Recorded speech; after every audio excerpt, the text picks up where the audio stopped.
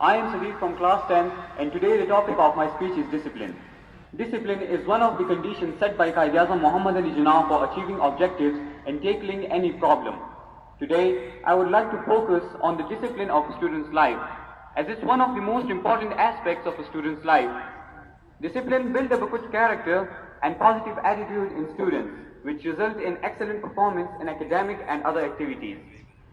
Dear fellows, discipline teaches the students about the optimum utilization of time, punctuality, efficiency, and dedication. Every student must be conscious of the discipline as it leads to a healthy and prosperous life.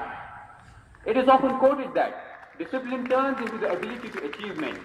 Dear sir, education is the other name for discipline, so we all must start practicing from now onwards to achieve happiness and success in our lives. Thank you.